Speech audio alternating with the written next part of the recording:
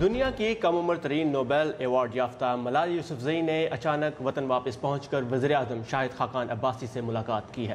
بچیوں کی تعلیم کے لیے آواز اٹھانے پر 2012 میں دہشت گرد حملے کا نشانہ بننے والی ملالا نے نمناک آنکھوں کے ساتھ کہا کہ وطن واپسی کے لیے 5 سال سے زائد عرصہ انتظار کرنا انتہائی مشکل تھا۔ ملالا یوسفزئی نے 2014 میں بھارتی child rights activist Kailash Satyarthi کے ساتھ اپنا مشترکہ نوبل ایوارڈ وصول کرتے ہوئے تعلیم کو زندگی کی رحمتوں اور ضرورتوں میں سے قرار دیا تھا۔ ان کے دورے کو ملک کے اندر اور باہر بہت اہمیت دی جا رہی ہے۔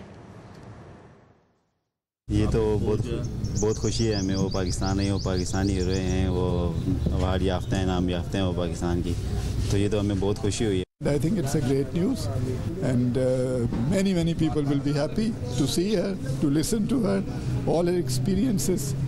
But I think there are some people maybe who are not too happy with that.